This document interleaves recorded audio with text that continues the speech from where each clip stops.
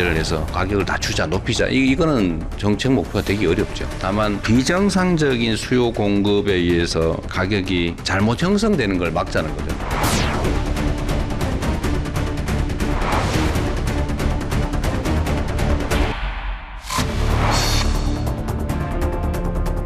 투기는 철저히 차단하되 실수요자의 주거 사다리는 든든히 지키고 신속한 주택 공급과 국민 주거 안정을 위한 실효성 있는 대책을 마련하겠습니다. 전문가들이 고심하여 내놓은 의견에 대해서는 현실적으로는 안 된다라고 일축했습니다. 그래놓고 정작 대통령 본인은 초현실적인 부동산 정책만 줄줄이 늘어놓았습니다.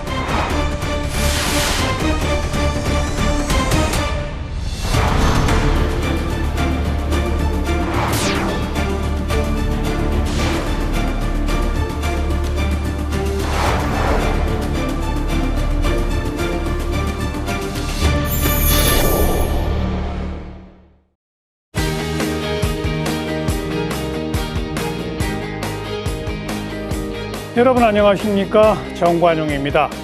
정부의 부동산 정책이 다시 큰 변화를 예고하고 있습니다. 정부는 8월 초 대책 발표를 앞두고 부처별로 공급, 금융, 세제를 아우르는 부동산 정책 토론회를 열었고 이재명 대통령, 한성숙 국무총리가 직접 주재하는 토론회도 열어 정책 방향을 논의했죠. 자, 부동산 시장 안정화 대책에 대한 여야의 시각, 전문가의 주장이 엇갈리는 가운데 이번 대책 발표가 부동산 시장에 어떤 변화를 가져올지 이목이 집중되고 있습니다. 오늘은 정부가 추진하는 부동산 정책의 방향을 짚어보고 시장 안정과 국민 주거 안정을 위한 해법은 무엇인지 토론해 보겠습니다. 함께 토론할 분들 소개해드리죠. 먼저 명지대학교 대학원 실물투자분석학과 한문도 교수 어서 오십시오. 네, 안녕하세요. 경기대학교 스마트시티공학부의 김진유 교수 어서 오십시오. 네, 안녕하십니까. 한국도시연구소 최은영 소장 어서 오십시오. 네, 안녕하세요. 김인만 부동산경제연구소 김인만 소장 어서 오십시오. 안녕하세요. 모두의 제가 소개해드린 대로 대통령 직접 주재하는 또 각계각층의 시민들이 직접 참여해서 의견을 활발하게 내는 예정된 시간을 훌쩍 넘긴 토론회를 했는데 네 분은 어떻게 보셨어요? 한 교수님? 저는 사실 좀 섭섭했습니다. 어떤 점에서요? 대국민 토론이니까 국민들의 의견을 좀 더 많이 듣고 그것을 나중에 후에 검토하고 뭐 발표하겠다라든지 이런 식으로 했다라면 조금 더 좋았을 것 같아요. 근데 대통령의 그 발제 시간도 앞에 있었잖아요. 그 세 분이 하셨고 대통령의 어떤 말씀이 좀 주가 된 어떤 느낌이 좀 많았어요. 그래서 그분이 많이 아쉽고 또 스탠스가 좀 변하신 것 같아요. 대통령께서 이 대한민국의 수장이시고 정책의 수장이신데 이 표현 중에 어떤 표현을 쓰시냐면 정책 목표가 뭐냐고 이렇게 좀 따지듯이 묻는 그 질문자가 있었잖아요. 그분에 대해서 우리가 기억을 더듬으면 연초나 계속 말씀하셨던 게 연착륙, 집값이 비정상적이다, 부동산은 만국병이다 이렇게 강한 어조로 말씀을 해 오셨는데 이번에는 이제 어떤 정상화라는 표현을 쓰시면서 가격이 뭐 내리거나 이런 목적이 아니다. 이게 약간 이게 좀 궤가 좀 틀리죠. 그래서 아, 저 말씀을 굳이 왜 하셨을까라는 생각도 들고 차라리 애초에 말씀하셨던 것처럼 원래 내가 SNS에서 얘기한 것처럼 목표는 그쪽이다. 이렇게 딱 좀 개괄적으로 하셨어도 충분했는데 거기서 이제 국민들이 약간 뭐랄까요. 스탠스가 변하셨나라는 저도 그러니까 그리고 나와서 제가 여쭤봤어요. 많은 분들한테. 다 그렇게 생각하시더라고요. 그래서 그분이 많이 아쉬웠고 다만 그나마 긍정적이었던 거는 전세 대출을 제가 암덩어리라고 계속 주장해 왔는데 그 부분을 이번에 좀 강하게 좀 짚으셔가지고 아 그러면 대통령께서 분명히 인식한 것이 어느 정도 핵심은 갖고 계시구나. 그리고 헬기를 타고 뭐 한 바퀴 돌겠다. 도시겠다. 그 소리는 전 기분 좋게 들렸습니다. 왜냐하면 주위에 다 바쁘시니까 관료들께서 뭐 보고서를 올릴 거 아닙니까? 이 보고서가 좀 잘못될 수도 있겠다. 뭐 이런 제가 느낌이 들었어요. 알겠어요. 아니고서야 대통령이 그런 표현을 했을까? 뭐 이렇게 좀 생각이 좀 들었습니다. 김 교수님도.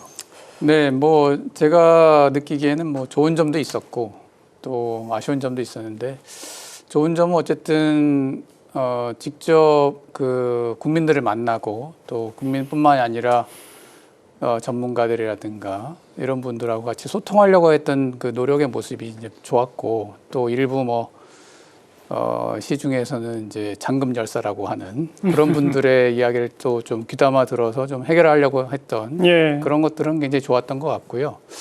좀 아쉬웠던 점들은 제가 보기에는 좀 정제된 어떤 그 전문가들의 의견이라든가 이런 걸 좀 더 가지고 만났으면 좋았지 않았을까 그런 생각을 해보고 특히 이제 지금 여러 가지 정책의 방향들이 그 매매 시장을 향하고 있는데 사실은 이제 서민들이 더 이제 어렵고 힘든 부분들은 전월세 시장이거든요. 특히 요새 전세값이 뭐 엄청 네. 뛰니까요. 네, 근데 이제 공정의 입장에서 뭐 이런 시장을 불안하게 만드는 어떤 전월세 대출이나 이런 부분에 대해서는 언급을 하셨지만은 지금 이제 전세 가격이 많이 오르고 월세도 오르는 이런 상황 속에서 쫓겨날지도 모르는 이제 전월세 사시는 분들에 대한 네. 어떤 좀 그런 정책적인 토론들은 없지 않았었나 그게 좀 아쉽습니다. 최 소장님. 네, 지금 의사결정을 해야 되는 상황인데 사실 토론회가 좀 더 빠른 시점에 이루어졌었으면 좋았을 게 이제 먼저 짚어야 될 것 같고요. 지금 정부 정책이 곧 발표가 된다고 하는데 그러게요. 불과 며칠을 남겨놓고 한 거여서 충분한 의견 수렴하기에는 좀 부족한 시점이었다라는 게 가장 아쉽고요. 그리고 아까 김준희 교수님도 말씀하셨지만 세입자 대책 같은 것들이 잘 얘기되지 않은 것도 아쉽고 총평을 하자면 좀 민원회장으로 변질된 거 아닌가 저는 그렇게 생각하고 있습니다. 공론회장이어야 할 자리보다는 좀 그런 성격이 좀 더 강했던 것 같아요. 김 소장님. 저는 대통령 국무총리 토론회에 다 참석을 했었거든요. 네. 네, 다 참석을 했는데 세 분 전문가님 말씀에 다 공감하는 부분이고요.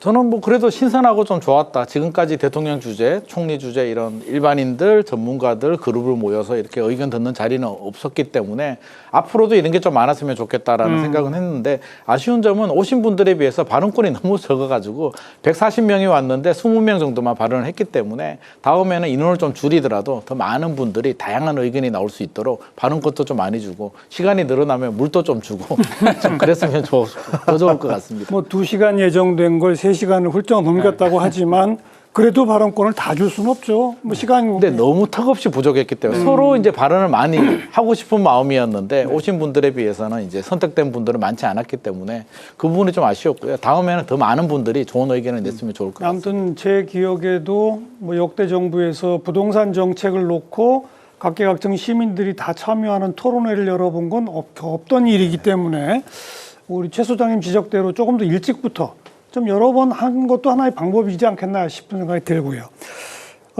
처음에 우리 한 교수님이 네. 대통령의 정책 목표가 바뀌었나? 뭐 이런 표현을 쓰신 게 초반부에는 강력하게 잡겠다라는 의지를 보였다가 그런 멘트가 많이 줄었다 이제 그러셨잖아요. 네네네. 그런 게 어찌 보면 요즘 집권하고 1년 사이에 그나마 조금 눌러오나 싶었는데 매매 가격도 전세 가격도 워낙 빠르게 올라가니까 네. 이제는 뭐 함부로 누르겠다는 말을 못하는 거 아닌가 싶은 생각이 드는데 요새 시장 동향이 어때요? 좀 구분을 해서 좀 볼 필요가 있겠습니다. 우리 보통 집값 하면 강남이 많이 올라가겠지? 당연히 강남이야라고 하는데 최근에 집값 상승률을 보게 되면 한국 부동산은 주간 상승률도 서초구 강남구는 0.1%, 서울 평균이 0.3에서 0.27% 왔다 갔다 하니까 서초구 강남구는 3분의 1 정도, 서울 평균의 3분의 1 정도의 아주 낮은 상승을 기록을 하는데요. 서울 외곽 지역들, 뭐 성북구, 노도강, 금광구 이런 지역들은 서울 평균을 뛰어넘습니다. 0.3, 0.4%고요. 분당을 비롯해서 동남권, 경기 동남권 시장은 서울 외곽보다도 상승률이 더 높습니다. 그렇게 바라본다면 우리 청년들, 신혼부부들 갈 수 있는 집들의 불안은 더 크다. 근데 부자 동네 강남구는 좀 안정이 됐는데 뭐 그나마 안정이 되는 거는 뭐 다행이긴 합니다만 우리 서민 주거 안정을 위해서라면 외곽 지역들 경기권도 안정이 돼야 되는데 반대로 흘러가고 있는 점이 좀 걱정스러운 우려스러운 전세 가격이 또 급등하고 있죠. 그 부분이 영향을 주고 있습니다. 이게 전세가 일단 급등도 하는데 매물 자체가 없습니다. 어디를 가도 서울뿐만 아니라 인천을 가도 없고요. 수도권 대부분 지역들의 전세 매물이 시가 마르다 보니까 남은 전세를 가야 되는데 가격이 높습니다. 월세 가격도 또 막 올라가고 있기 때문에 불안을 느낀 신혼부부들 또 실수요자들이 그나마 나오는 15억 이하 6억 대출을 받아서 집을 사고 있으니까 제가 말씀드린 대로 외곽 지역이나 동남권 지역이 오르고 있고요. 지금 나머지 지역들도 실수요자들은 움직이고 있기 때문에 전월세 시장을 안정시키지 않으면 이 주거가 불안하기 때문에 외곽 지역들의 상승은 더 지속이 될 가능성이 높을 것 같습니다. 정부가 집권 초부터 토지거래 허가구역도 대폭 늘리고 대출 규제도 강화하고 그랬는데 이렇게 막 여기저기서 오르는 이유를 한번 분석해 볼까요? 한 교수님부터. 예. 이 표현이 좀 과격한지 모르겠는데요. 그 항상 늘공어공 이런 표현 하잖아요. 대통령의 의지나 선출직 되신 분들의 의지는 우리가 이미 정권 초기에 다 확인했는데 점점 오면서 아까 말씀드린 것처럼 바뀌지는 않으셨지만 스탠스가 약간 변하는 모습을 저만 느끼는지 모르겠어요. 좀 느끼는데 그러면 첫 번째 사례부터 말씀드리면 이해가 되실 것 같아요. 노도강 강남이 2억으로 대출을 25억 이상을 줄이고 15억까지는 4억으로 줄였는데 그럼 상식적으로 15억 이하는 그러면 2억이나 3억이랴 앞에 정책 궤가 맞죠. 더 해줬잖아요. 근데 거기에 명분은 서민들의 이렇게 이제 붙였어요. 그런데 저는 개인적으로 요새 계속 금융위원회를 계속 비판하고 있습니다. 대놓고. 그 이유는 뭐냐면 금융정책 하나가 싹 바뀌면 시장은 그 심리가 급변하는 경우가 많습니다. 우리 뭐 주식시장에서도 보실 때 어떤 단초가 있잖아요. 예. 6억이다 보니까 어떤 일이 벌어졌냐면은 생애 최초 또 LTV를 그러니까 정책적으로는 LTV 40으로 묶는다고 공표를 했기 때문에 지금 대출 규제가 제대로 먹히나 보다라고 다 인식을 한 것 같은데 막상 뚜껑을 열어보니 6억 대출이 되고 LTV는 70% 생애 최초. 여러분이 잘 모르시는 서민 근로자 대출도 있습니다. 이건 또 LTV가 60%예요. 그러니까 LTV 대한민국의 역사 중에 최고가 80%였고요. 정말 침체됐을 때 박근혜 정부 때 70%가 대부분이었고 나머지는 50에서 40, 50 왔다 갔다 했어요. 근데 이걸 70으로 푼 거예요. 그러니 당연히 집값 15억 이하 쪽으로 몰린다.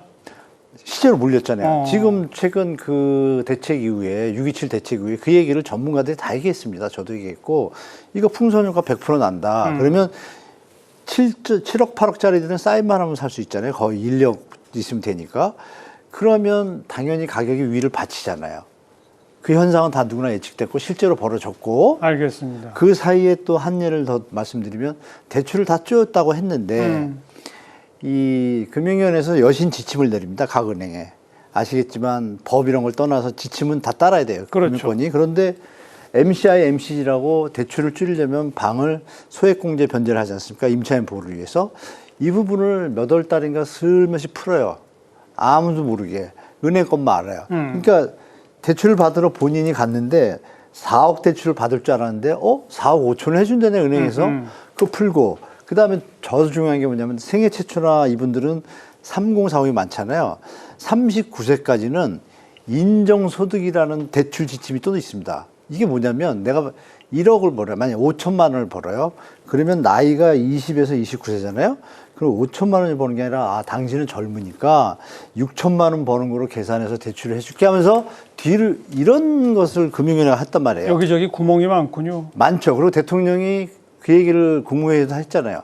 금융위원회 위원장 보고 구멍이 많은 걸 좀 잘 막으세요 했어요. 알겠습니다. 근데 그 얘기를 네. 듣는 동 마는 동 한 것 같습니다. 제가 볼 때. 그런 선생님 부분이 어떻게 좀 보세요? 중요합니다. 저는 시장을 좀 다르게 보고 있습니다. 아까 이제 주간 동향 가지고 말씀하셨고 저는 주로 실거래가를 가지고 분석을 해서 보면 사실 이재명 정부 출범 이후에 주택 가격이 폭등한 상황은 아닙니다. 그 2025년까지 불안했죠, 굉장히 시장이. 특히 시장이 불안했던 계속 정점, 서울 기준으로 보면 2025년 1분기였거든요.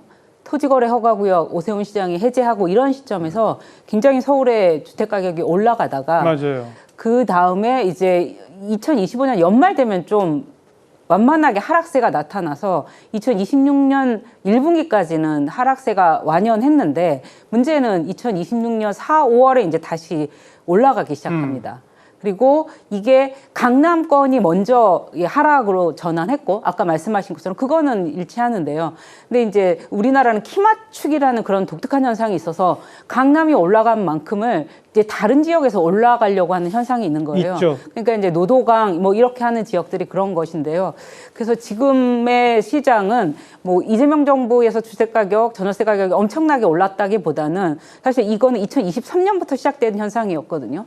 그러니까 우리가 서울 아파트 어떤 것들은 100억이 넘는다고 하는 현상은 2023년, 4년, 5년에 걸쳐서 나타난 현상이고 그게 이제 좀 잡혀가고 있는데 자칫 잘못하면 그렇지만 강남이 아닌 다른 지역으로 번질 수도 그렇죠. 있는 위험한 상황이라고 생각합니다. 뭐 이미 번졌지 않나요?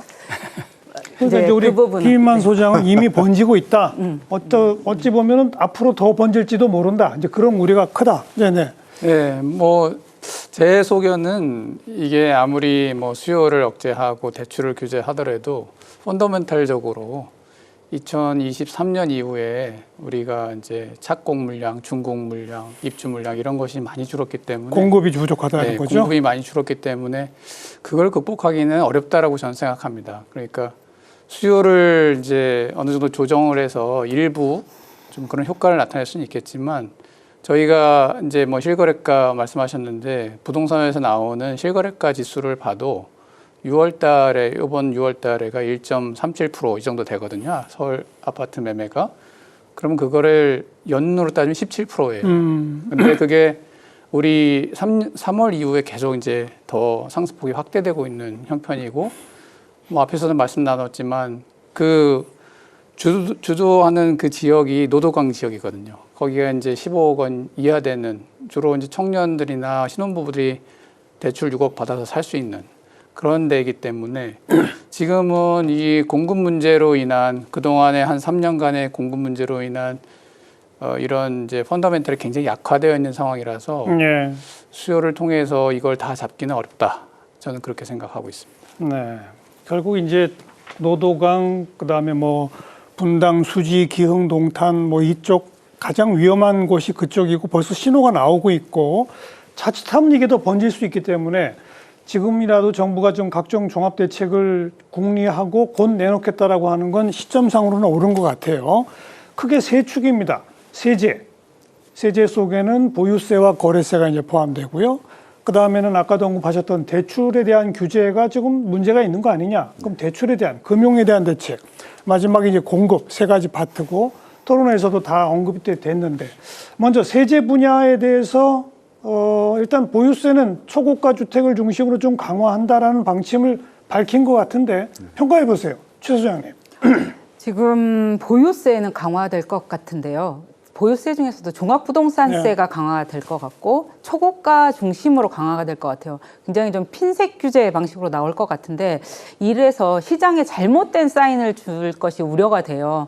그러니까 2018년에도 똑같은 상황이 있었잖아요. 그때도 조세재정개혁 특위라는 걸 만들어서 이 종합부동산세를 어떻게 할 것인가 문재인 정부 때 논의하다가 그게 시장의 예상보다 약하게 나왔거든요. 그러면서 그 뒤에 굉장히 걷잡을 수 없게 주택가격이 상승했는데 이번에는 좀 그러지 않았으면 하는데 좀 불길한 예감이 있습니다. 굉장히 이 보유세가 생각보다 약하다. 세지 않을 가능성이 있겠다. 초고가 주택을 둘러싼 논의를 보면. 그러니까 최 소장님은 조금 더 강한 보유세 강화가 필요하다는 입장이신 거죠. 네, 그렇게 생각합니다. 어떻게 평가하세요? 저는 뭐 거기에 대해서는 좀 반대 입장. 그러니까 지금 이제 지난 30년간의 서울 아파트 가격의 평균 연평균 그 상승률을 보면 KB 지수로 보면 이제 연평균 5.4%거든요.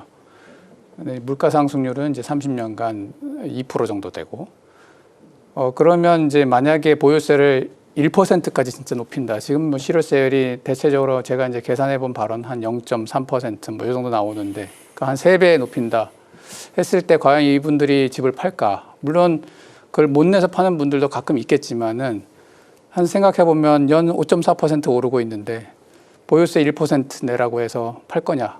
이게 좀 어렵다는 얘기고 두 번째로는 거주하는 거하고 또 보유하는 거하고 구분해 가지고 이제 좀 이거를 세금을 달리하겠다 이런 말씀을 이제 많이 하시는데 그러면은 저는 거주하는 것에 대해서 이제 인센티브를 주는 건 찬성이거든요. 근데 거주하는 것만을 계속 강조하다 보면은 이 1주택자마저도 뭐 다주택자는 말할 것도 없고 거주하려고 하기 때문에 이 서울이나 수도권에서 이 1주택자 비거주자 또는 다주택자가 내놓는 이런 전세 월세 매물이 더 없어질 가능성이 있어요. 임대 매물이 줄어든다. 네, 그러면 전월세 시장은 더 지금 어려워질 가능성이 있기 때문에 이 보유세를 강화하는 문제에 대해서는 굉장히 신중해야 되고, 이제 우리가 세금과 관련해서는 이제 응익 원칙이 있고 응능 원칙이 있는데 두 개 다 어느 정도 만족해야 되거든요. 내가 서비스 받는 만큼 내는 것도 만족해야 되고 내가 부담할 수 있는 만큼. 근데 최근에 한 5년 동안 너무 가격이 올랐기 때문에 이 가격을 기준으로 해서 이분들한테 세금을 매기면 낼 수 없는 분이 너무 많아요. 네, 그래서 이제 지금 뭐 30억 기준을 말씀하시는데 이 공시가 30억으로 얘기하면 한 시가로는 43억 정도 이 정도 되는데 그게 현재로는 대략 한 1,200, 1,300 정도를 내거든요. 예, 보유세 전체로. 예, 예. 근데 그걸 3배 올리면은 4천만 원 정도 됩니다. 1년에. 과연 거기에 사시는 분들이 43억짜리에 사시는 분들이 지금 강남 서초가 평균 주택 가격이 28억 5천입니다. 그분들이 과연 한 5년 전, 10년 전에 그 정도 40억이 돼서 내가 4천만 원 낼 줄 알고 샀겠느냐. 보통 그때는 한 15억 뭐 이렇게 됐거든요. 그 주택들이. 그래서 이런 부분을 충분히 감안을 해야 된다. 그렇게 생각하고 있습니다. 한 교수님. 보유세 정책 방향은 맞다고 봅니다. 그냥 근로자들 소득의 세금에 비하면 너무 수익이 많죠. 그거는 뭐 인정합니다. 그래서 보유세로 이제 주택시장 하방 요인을 주는 거는 이미 학설적으로 증명은 됐어요. 됐는데 거의 전제 조건이 있습니다. 이 공급 정책이 공급이 동시에 같이 됐을 때 효과가 있는 것이지 공급이 없을 때는 효과의 결과가 어떻게 나오냐면 학문적으로 6개월에서 1년 뒤에 시장 왜곡 현상이 일어납니다. 그 얘기는 뭐냐면 수요가 계속 존재하는데 세금을 늘린다고 했을 때 지금 우리 교수님 말씀하신 것처럼 이 매물 잠김이 벌어지게 되거든요. 그러면 사는 사람은 많은데 매물이 적어지면 당연히 수요 공급에 인해서 가격이 올라갈 수밖에 없는 구조잖아요. 그럴 때 대체제인 공급자가 받쳐주면 이게 풀리는데 이미 주택경제학으로 해서 그 하버드 대학 쪽에서 맨하탄 폭등할 때 이걸 검증을 다 했습니다. 그래서 제가 이번 정부에 좀 부탁드리고 싶은 게 발표를 할 때 세제 개편안의 목적이 주택가격 안정과 연동되는 여러 가지 불식을 하려면 심리를 잠재우려면 공급 대책을 멋있게 내놓으면서 세제는 이렇게 공정과세로 간다. 이래야 이게 국민들한테 심리가 먹히거든요. 좀 그런 게 좀 정부에서 좀 고심해서 발표했으면 하는 좀 말씀드리고 싶어요. 네.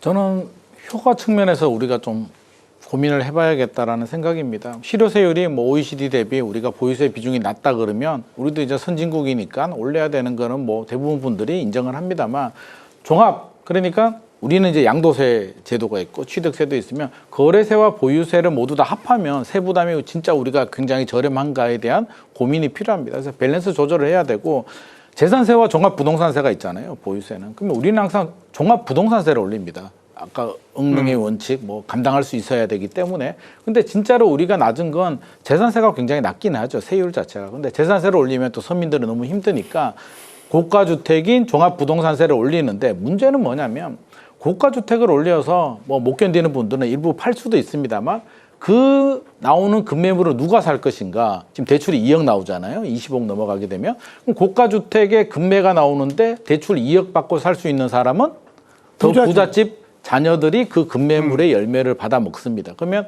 우리 중산층이나 서민들은 사실은 그림이 떡이고요. 앞서서 노동화 근광구 뭐 경기 지역에 올라간다라고 하는데 대부분 15억 이하, 많게 잡아야 20억 이하인데 그거는 종합부동산세의 영향이 크지 않습니다. 없다. 그러면 정부의 세제 개편안 방안이 결국에는 서민 주거 안정 입장에서 본다면 제가 신혼부부라면 제가 가고자 하는 아파트 가격에 급매물이 좀 나와주면 좋겠는데 가지도 못하는 엉뚱한 지역에는 급매가 나와서 부잣집 내 친구가 사고 내가 사고 싶은 아파트는 전혀 급매가 안 나오는 오히려 더 올라가는 이런 양극화 현상이 발생할 가능성이 상당히 높기 때문에 여전히 문재인 정부 때도 고가 아파트 지금 또 고가 아파트 저도 사실 제가 고가 아파트는 없습니다. 그런데 그럼에도 불구하고 저는 효과 측면에서 본다면 서민 주거 안정이라는 목표를 달성하기에는 고가 아파트 세금을 올린다고 해서 과연 안정이 될까에 대한 생각은 하고 있습니다. 그러니까 그런 의미에서 아까 최은영 소장이 정말 중저가 재산세까지 올려야 효과가 있는 거 아니냐라는 식으로 말씀하신 거 아니에요? 그러니까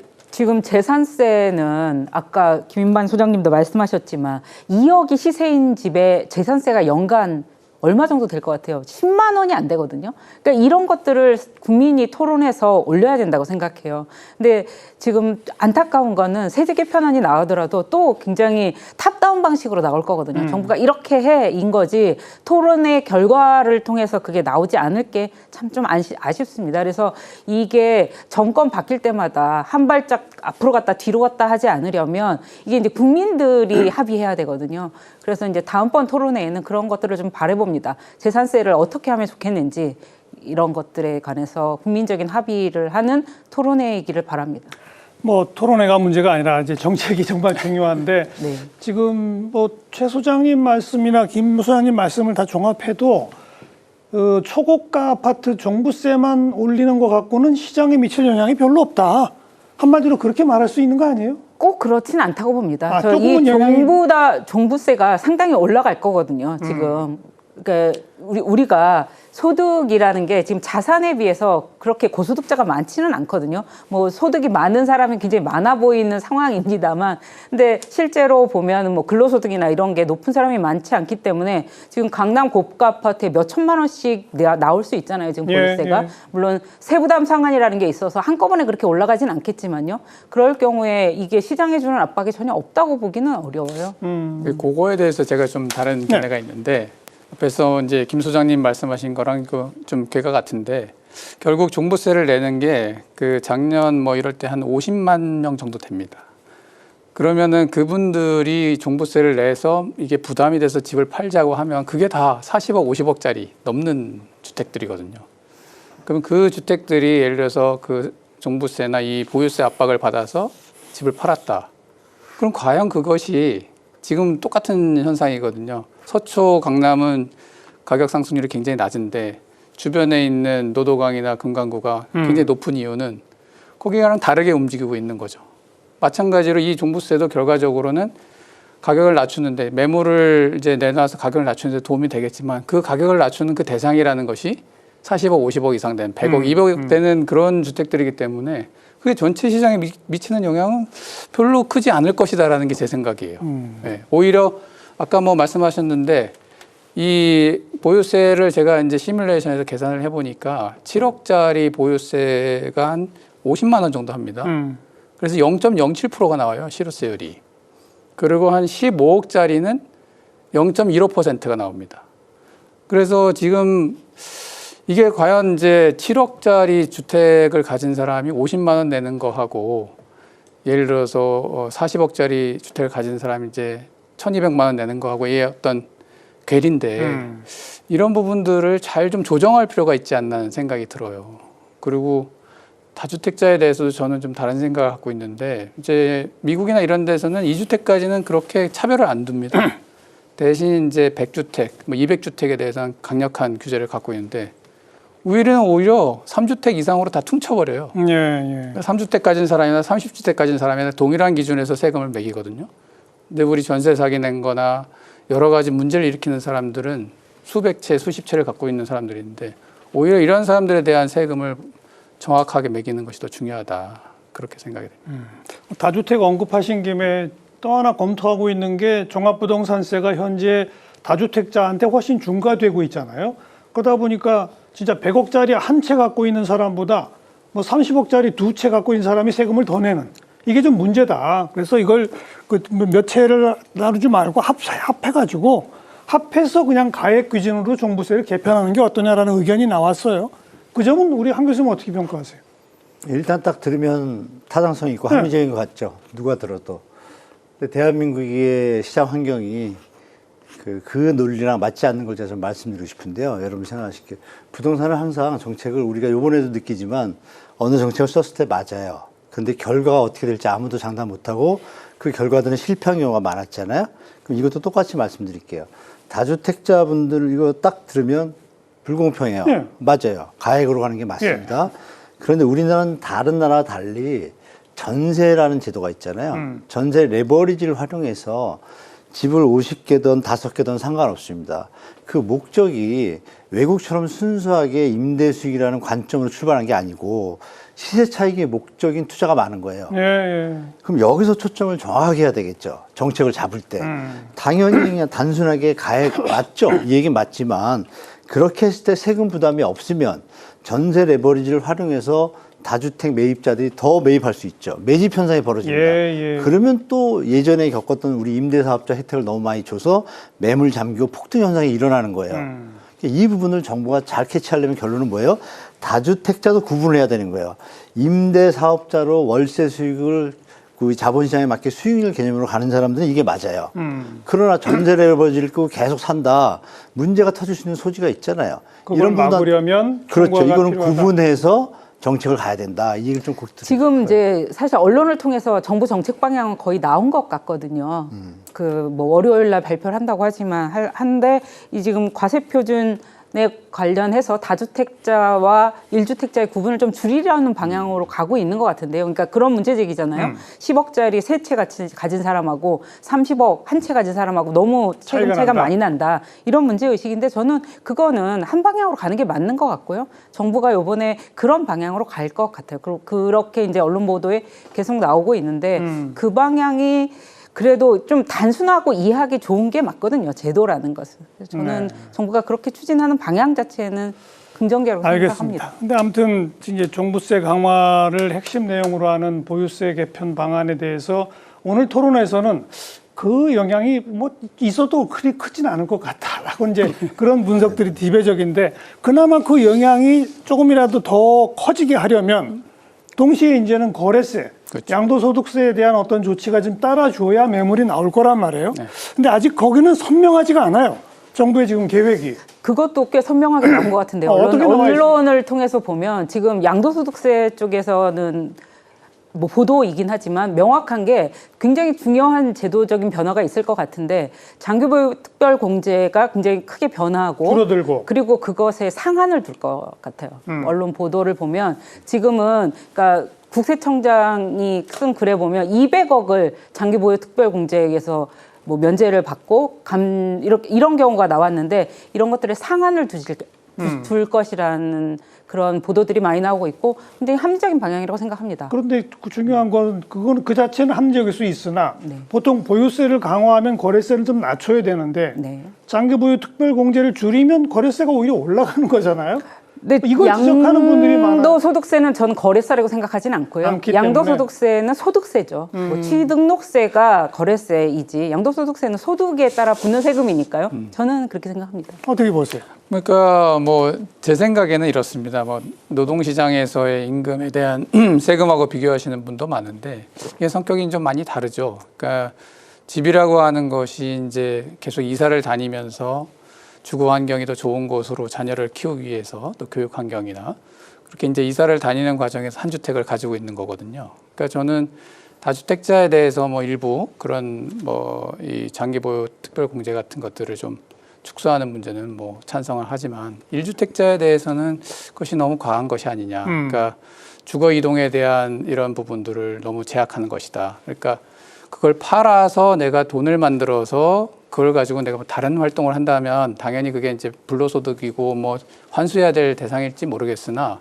그것을 주거 이동을 통해서 자기 주거 환경을 최적화하려고 하는 사람 입장에서는 여기서 40억짜리 팔아서 옆에 있는 동네 40억을 가야 되는데 여기서 20억짜리 팔아서 20억을 가야 되는데 거기서 예를 들어 10년간 내가 여기에 살지 않으면 상당한 부분을 이제 양도소득세 내야 된다.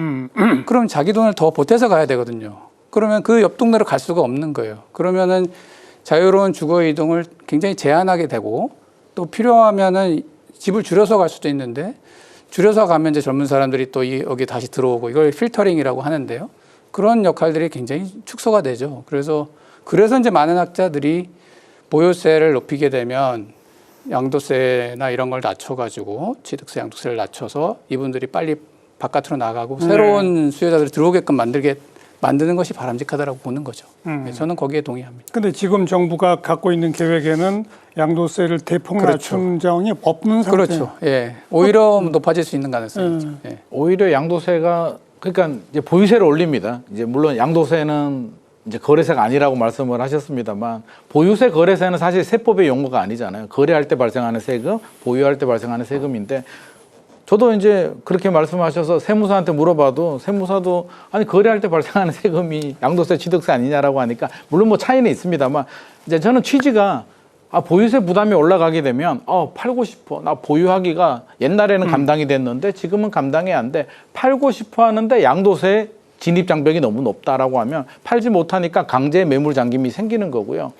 이 부분에 대해서는 이제 노무현 정부 때 문재인 정부 때 한 번, 두 번 했습니다. 보유세도 올리고 거래세, 양도세도 올렸는데 이번이 세 번째인데 똑같은 패턴으로 결국에는 물론 디테일은 차이가 있을 수도 있습니다만 큰 차이를 보게 되면 보유세 올리고 양도세, 취득세는 당연히 올린다면 한 번, 두 번, 세 번째를 똑같이 반복을 하는 거니까 왜 한 번, 두 번 실패했는데 세 번째를 똑같이 할까? 세 번째는 뭔가 다른 트라이.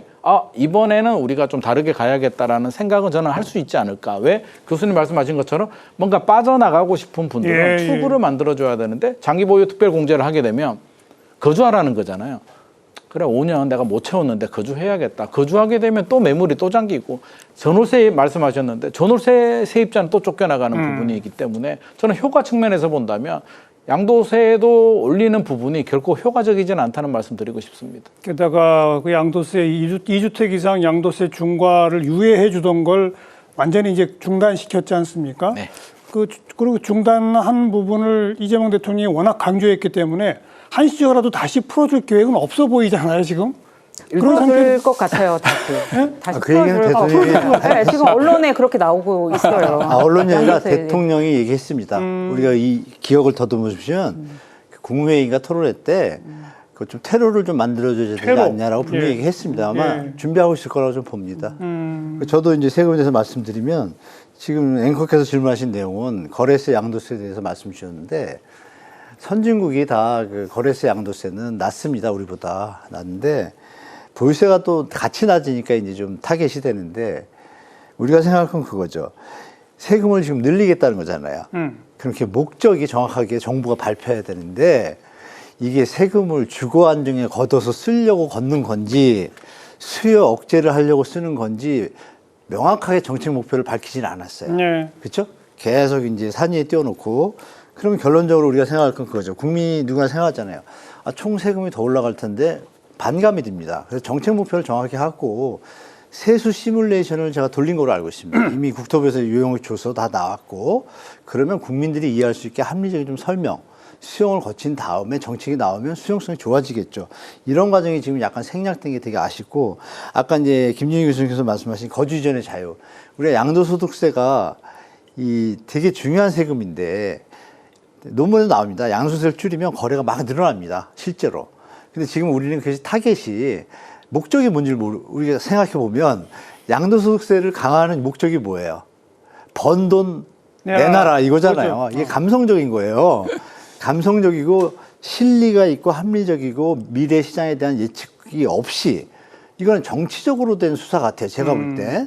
그럼 우리가 현명히 좀 정신을 차리고 보면 자, 양도소득세를 아까 말씀하신 것처럼 30억 집이 저절로 올랐어요. 5억에 산 게. 세금을 내고 옆 동네나 옆 동네 가고 싶은데 못 가잖아요. 차익이 생기니까. 그러면 이분들한테 대해서는 당연하게 해외처럼 이연 과세. 그러니까 나중에 마지막에 돌아가실 때 내게 하면 부담이 없으니까 넘어가잖아요. 그럼 이런 예외 조항이 아니라 이런 어떤 불편을 겪는 국민들에 대한 케어되는 내용들을 쫙 열거하고 예외 조항이 누가 봐도 이건 당연한 거 이런 사항들을 열거하면서 가야 되는데 지금은 이상하게 앞모습만 보이는 거예요. 옆모습도 없고 뒷모습도 없고 결국은 준비가 부족하다는 얘기죠. 그래서 드리고 싶은 말씀이 정책 방향은 이해하지만 예. 뒤에 케어하는 부분들을 좀 정부 당국자들이 신경 써서 알겠습니다. 국민의 입장을 생각하시면 좋은 대안들이 나올 것 같습니다. 예. 그러니까 지금 이제 초고가 주택에 대한 종부세 강화 또 그걸로 시장에 좀 매물이 나오도록 대통령의 표현대로 퇴로를 양도세 부분에서 어떻게 좀 마련해 줄지 이제 그런 것들이 이제 남아있는 숙제라고 보겠고요.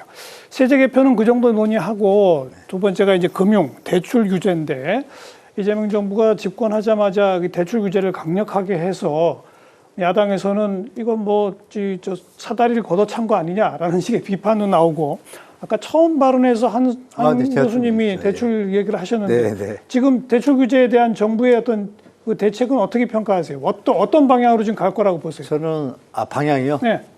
현재 점수는 거의 뭐 빵점이고요. 제가 볼 때 실패했으니까. 예. 실패했잖아요. 그러면은 제가 말씀드린 금융위원회에서 던질 수 있는 내용들이 있습니다. 전문가들 몇 분 모이면 그거 다 막을 수 있거든요. 중요한 건 또 실수요자가 접근하는 건 막으면 안 되잖아요. 이 부분을 같이 해서 발표해야 되는데 지금도 보면 그쪽 방향도 한쪽으로 치우치는 거예요. 어느 드리고 싶은 쪽으로 말씀은 예. 당구자들은 제 말씀을 아실 거예요. 무슨 말씀인지. 그냥 목표를 여기다 두니까 옆에 게 안 보이는 거예요. 그러지 말고 일어날 수 있는 문제, 피해보는 대상 이걸 다 나열하고 각자의 케이스에 대한 해결책을 다 찾은 다음에 여기서 합리적인 중간적인 어떤 대책을 만들 생각을 해야 되는데 지금 대출 규제하면 일단 팍팍 조이는 거 이런 느낌으로 자꾸 다가오니까 현실성이 좀 떨어지고 결국은 구멍이 나서 정책 실패가 또 실패까지는 아니더라도 효과가 떨어지지 않습니까? 다시 드리고 싶은 말씀은 그거죠.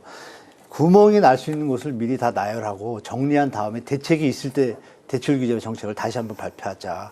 지금 뭐 나온다고 풀어주, 이번에 뭐 수원 매교 그 얘기하니까 또 풀잖아요. 그 현장에 대해서 다 얘기할 게 많지만 거기 또 투자한 분들이 많아요. 그럼 투자를 또 부추기는 거잖아요. 이런 구분을 하고서 해야 되는데 대통령이 한마디 하니까 또 금융위원장이 거기 해줘. 그러니까 이런 식의 단편적인 어떤 즉각적인 임금형식의 대출 정책은 실패할 수밖에 없다. 저는 이재명 정부의 대출 규제 정책이 지금까지 실패했다고 판단하기는 좀 이르다고 생각합니다. 예. 지금 작년 2025년부터의 주택 가격이 하락세인 거는 명확하거든요. 전체적으로 봤을 때.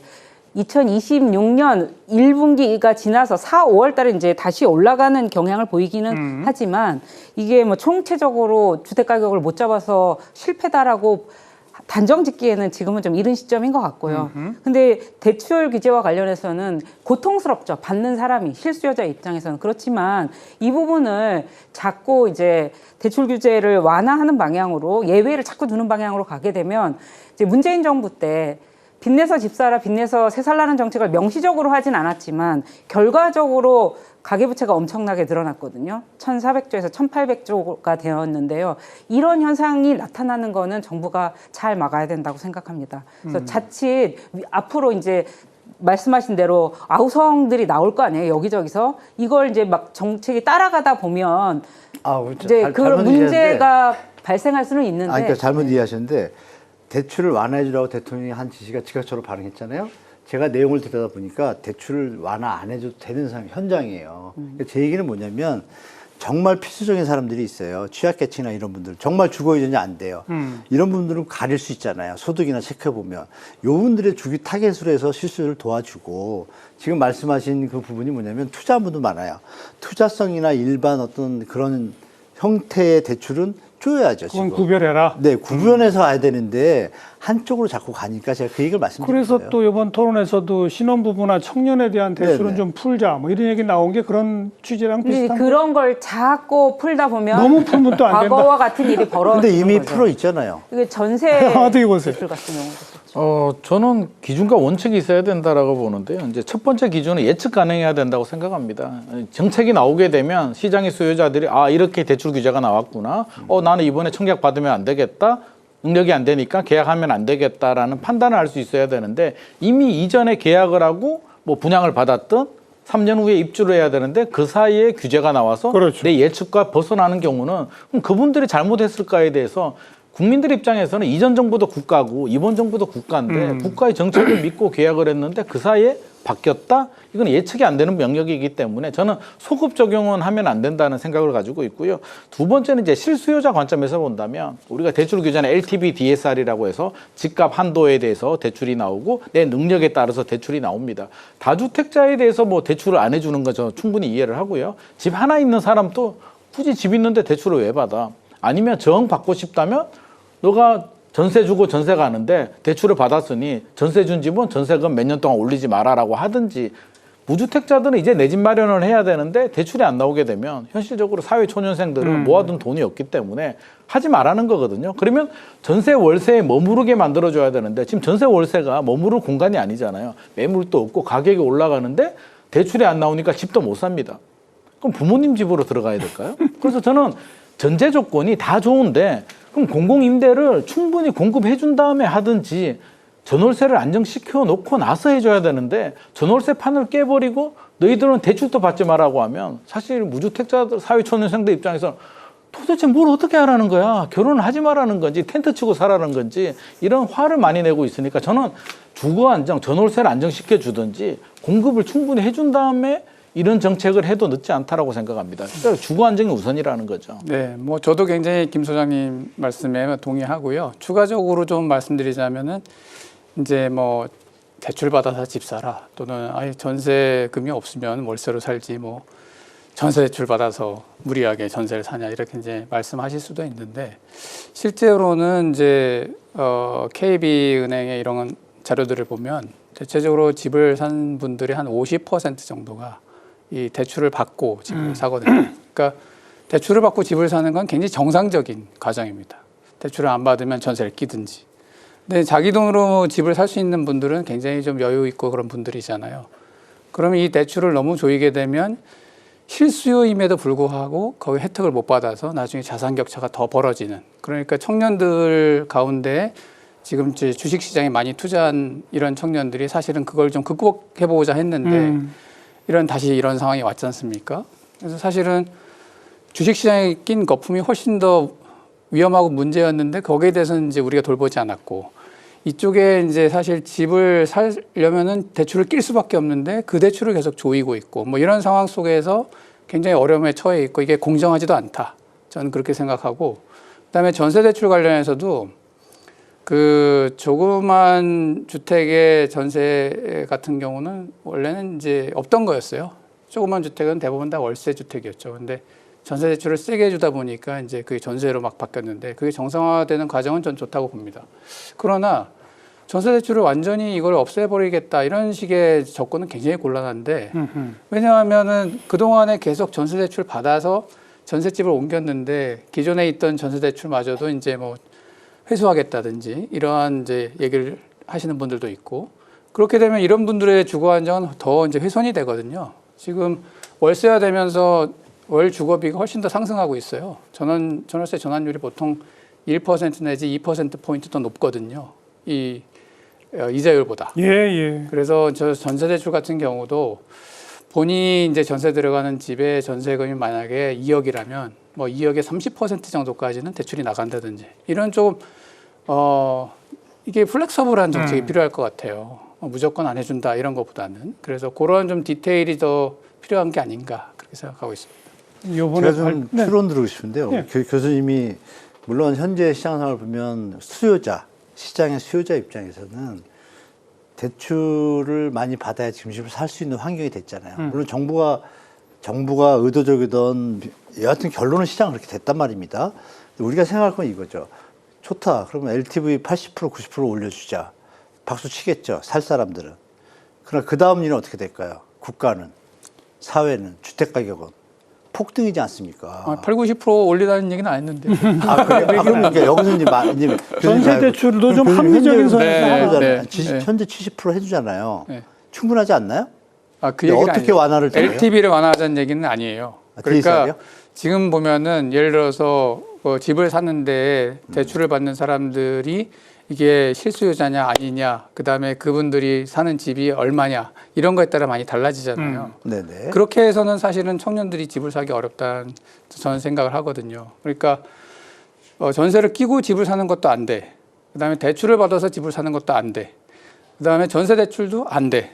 그러면 사실은 이 사람들이 갈 데가 없어요. 그래서 제가 LTV나 DTI 같은 경우도 청년들은 DTI를 적용하면 사실 빌릴 수 있는 돈이 얼마 안 되죠. 월급이 얼마 안 되기 때문에. 예, 그래서 그런 부분들에 대해서는 충분히 사력 있게 우리가 뭐 어느 정도 선을 정하든지 15억 이하에 대해서는 그런 청년들이 이제 집을 살 때는 대출을 충분히 받을 수 있게 해주든지 이런 얘기들을 하는 거죠. 그러니까 뭐 무턱대고 80% 90% 해주라는 얘기는 아닙니다. 청년들이 집을 살 수 있게가 그러면 교수님 보세요. 네. 70% 해주잖아요. 네. 그럼 DSR, DTI를 자기 소득이 안 되는데 감당하지 못할 수준을 한다는 거는 미국 서브프라임 기로 가는 거 똑같지 않나요? 잘못하면? 네, 뭐. 그럼 정부가 이게 판을 잘못 짠 거죠. 한꺼번에 쪼이면 문제가 생기잖아요. 말씀대로. 그러면 전세대출 규제나 이런 것들이 다시 막혔다고 말씀하시는데 지금 라이프 스타일이 높아서 그렇지 지금 서울의 아파트가 지금 매물이 늘어났거든요. 지금 5천 개가 5월 9일 이후에. 근데 아우성이에요. 그러니까 이게 시장 심리와 상관없이 시장에 실제로 있는 수요자들 우리가 그걸 정확하게 파악해야 되는데 지금 말씀하시는 그분들의 어떤 저 계층을 보면 좀 더 나은 집, 제가 말하는 6억, 7억, 5억 이게 아니고요. 그분들은 대출 풀어달라 막 이러지 않아요. 꼭 15억, 20억대 요 분들이 해요. 네, 그러니까 네. 이게 집을 앵커링을 하니까 저는 반대하는 거예요. 이런 거는 막아줘야 된다. 아까도 처음으로 돌아가면 그 말씀하신 청년층이나 취약계층, 그럼 3억, 4억도 힘든 분들, 이분들은 80% 해줘도 이해가 돼요. 이렇게 풀어나가야지. 알겠습니다. 알겠습니다. 원론적으로 하면 일반적으로 가버리면 예. 이게 잘못될 것 같다는 좀 우려가 드는 거죠. 저는. 오늘 토론을 지켜보니까 이번에 나올 대출에 대한 정부 대책은 네. 굉장히 내용이 길 것 같아요. 그래야 될 것 그냥 같아요. 한마디로 딱 되는 게 아니라 이런 경우는 이렇게, 이런 경우는 이렇게, 이런 경우는 이렇게 굉장히 좀 내용이 길어야 될 것 그래야 같고 되죠. 길 것으로 예상이 되는데 그거 좀 또 지켜보고요. 마지막은 이제 공급입니다. 뭐 저희 토론에서도 오래전에 그 정부 집권 초부터 뭐 어마어마한 숫자의 공급 계획 발표 이런 건 매 정부 때마다 있었습니다만 그냥 계획일 뿐이지 손에 잡히는 게 없다는 게 한계가 맨날 지적됐는데 네. 지금 이번에 뭐 세제 개편 이후에 바로 또 공급 대책도 내놓겠다는 거죠, 지금 정부는. 네, 그렇게 알고 있습니다. 그 아주 손에 잡히는 게 있답니까? 어떻습니까? 손에 잡힐 대안들은 나열이 된 것 같은데요. 정부가 그걸 선택하지는 않았을 것 같다는 생각을 하고 있습니다. 그 이유는 모르겠습니다. 카르텔이 움직여서 그런 건지 어떤지 모르지만 좋은 대안들이 많거든요, 정말. 그리고 제가 다른 전문가한테 여쭤봐요. 이런 대안이 나오면 어떻게 될 거 아니야? 그러면 시장 안정되죠. 근데 그걸 정부는 이상하게 조금 좌고우면하고 있어요. 그러니까 이게 그게 구체적으로 뭔데 좌우면하고 있다는 거죠? 예를 들면 3기 신도시가 빨리 하는 거, 그러니까 빨리도 중요하지만 분양가. 액수. 네네. 그러니까 젊은이들의 핵심이 이거예요. 내가 3년, 5년을 기다려도 좋은데 확실하게 내가 살만한 집 하면 기다리겠대요. 이게 대부분입니다. 80%가. 예, 예. 제가 다른 인터넷을 예. 해봤더니. 그러면 그거에 대한 확신을 정부가 줘야 되잖아요. 그럼 3기 신도시 지금 벌써 9년, 10년 차 가는데 이상하게 안 하는 것 같아요. 그죠? 느낌상. 왜 느려질까? 대통령도 얘기하셨잖아요. 줄여라 했더니 반으로 줄이겠대요.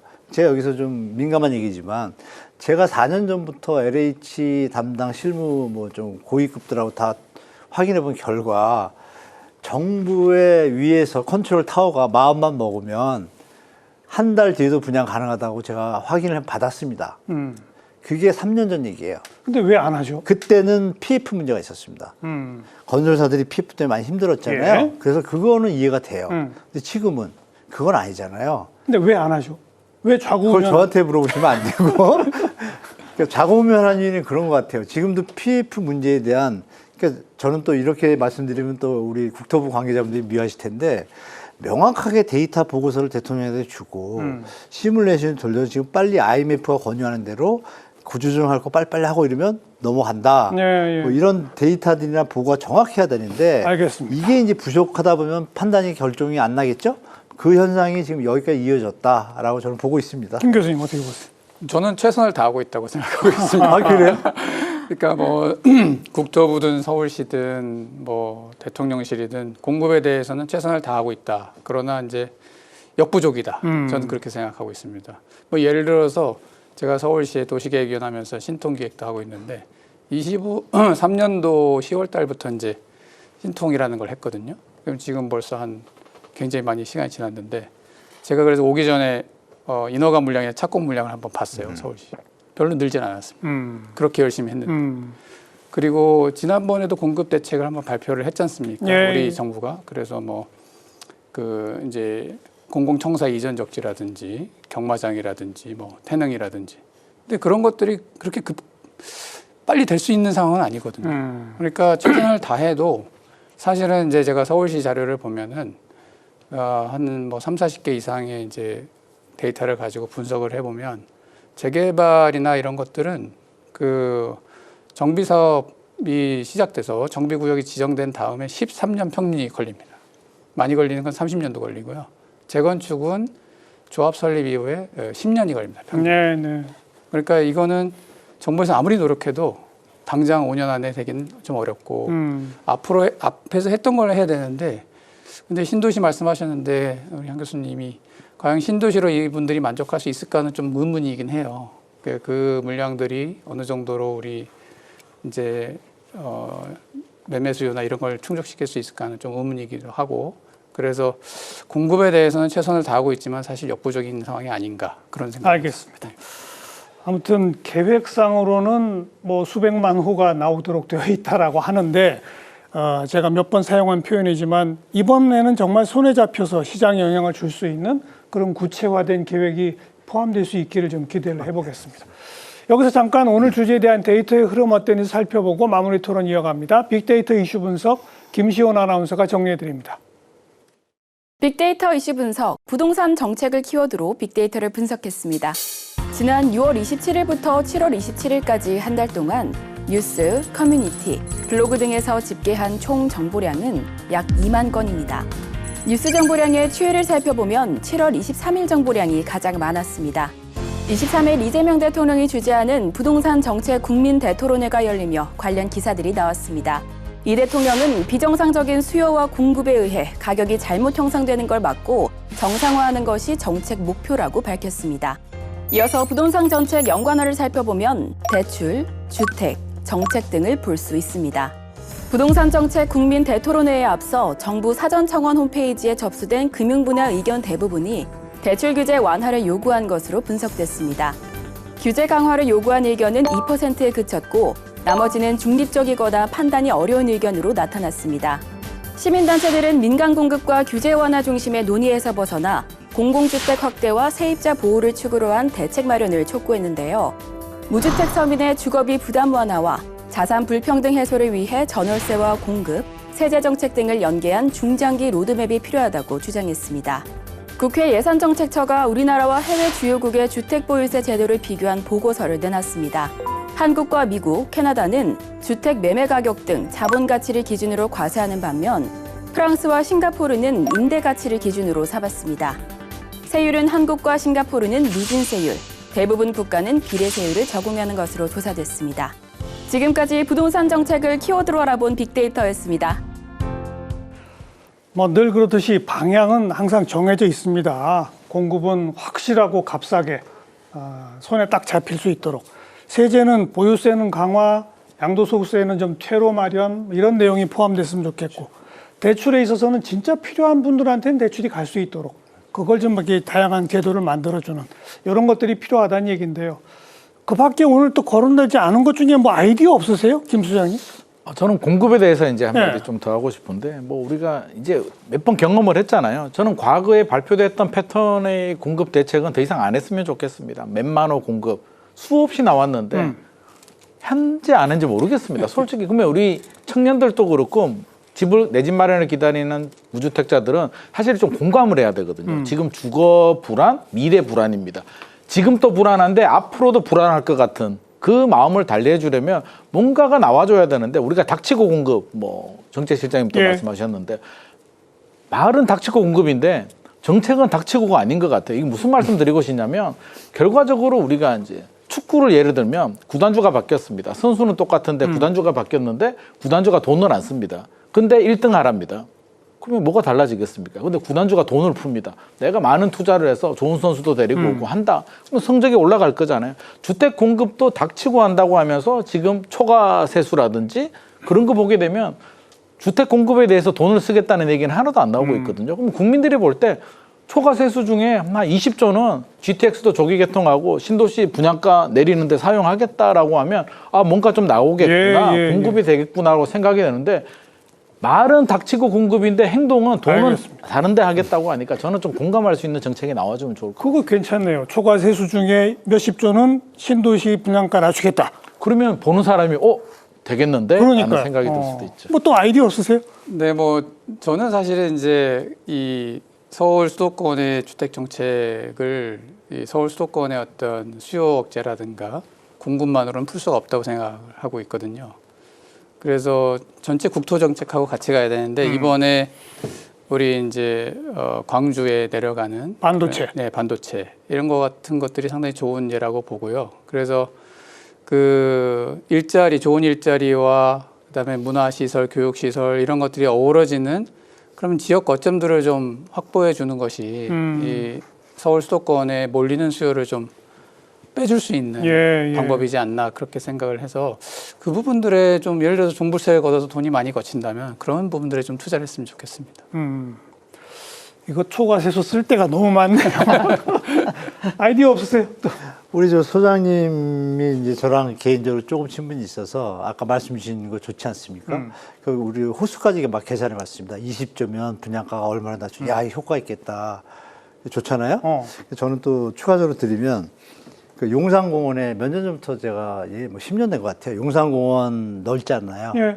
제가 미국 센트럴파크라 계산해 보니까 면적이 좀 더 넓어요. 서울시에 비해서 비율을 따지면 13%가 15%가 남더라고요. 근데 물론 뭐 오염 제거가 좀 필요하긴 하지만 모듈라 주택이라고 요새 얘기 많이 나오잖아요. 제가 그걸 가지고 계산해 보니까 평수에 따라 다르지만 3만에서 5만 원으로 바꿀 수 있더라고요. 그러면 이건 할 수 있잖아요. 국가 땅이고 용산공원법이 됐기 때문에 법 조항만 좀만 바꾸면 모듈라의 장점이 뭐예요? 철거가 쉽잖아요. 그럼 이거 할 수 있잖아요. 5만 원.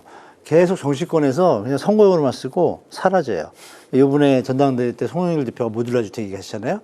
지금 법안 이미 올라가 있습니다. 올라가 있는데 빨리 처리되겠죠. 그럼 이거 5만 원 나오잖아요. 그러면 5만 원뿐이 아니라 서울 시내 유유부지에 모듈라로 가면 금세 짓잖아요.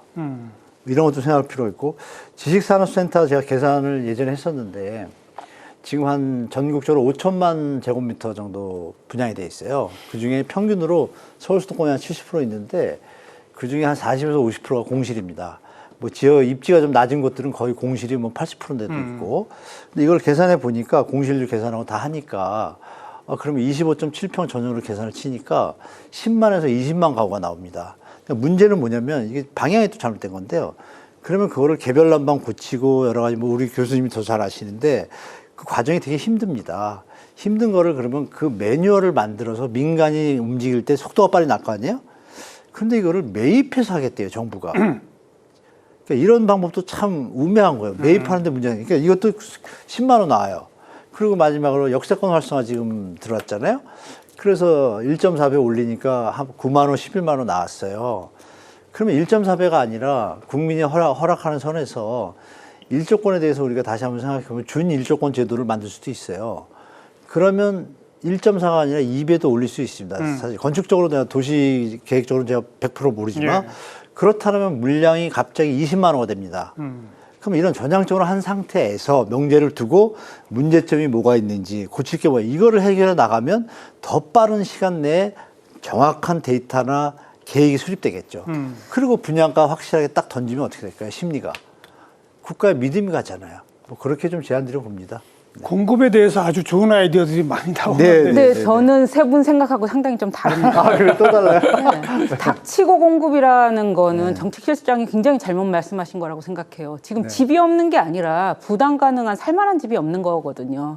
근데 닥치고 공급이라고 말씀하시니까 굉장히 이제 민원의 장이 된단 말이에요. 뭐 이것도 풀어주세요, 규제 풀어주세요, 뭐 이런 얘기가 당장 일조권. 저는 햇빛 안 비치는 집에 살기 싫거든요. 네, 그래서 닥치고 공급이라는 건 우리의 중요한 정책 목표가 되어서는 안 되고요.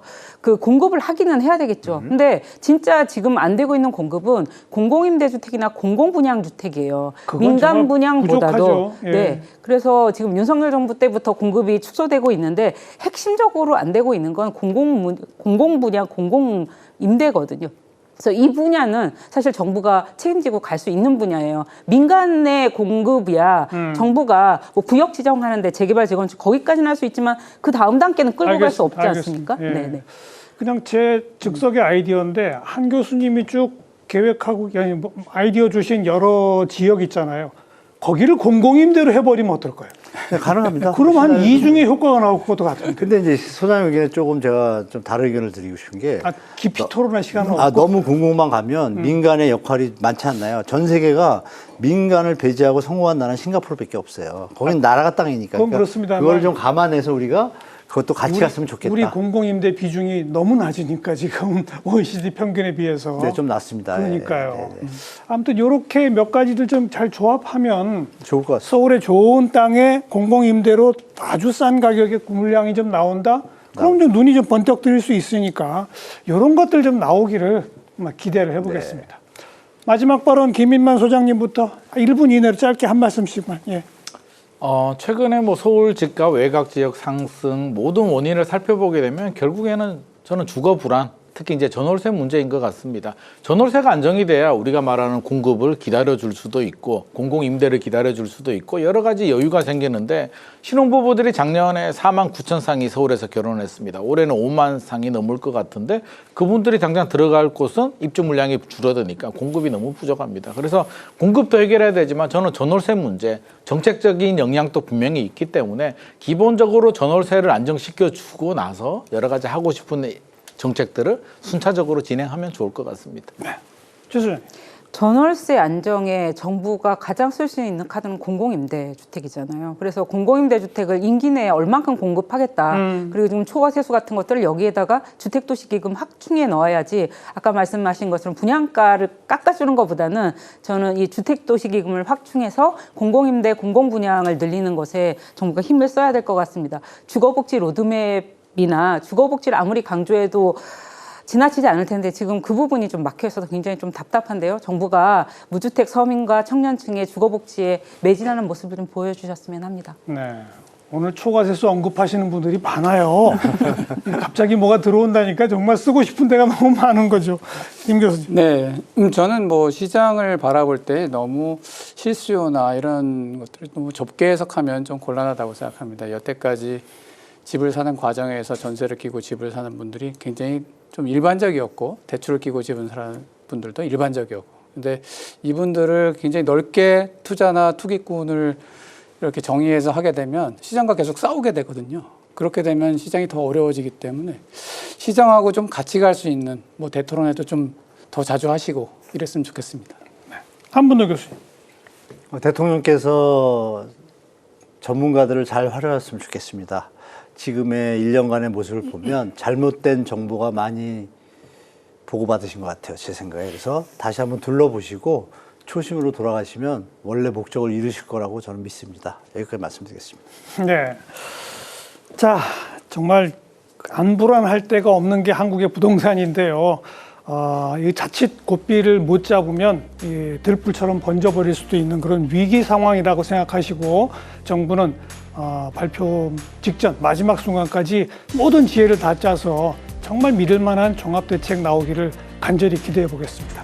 네 분 늦은 시간까지 수고하셨습니다. 고맙습니다. 고맙습니다.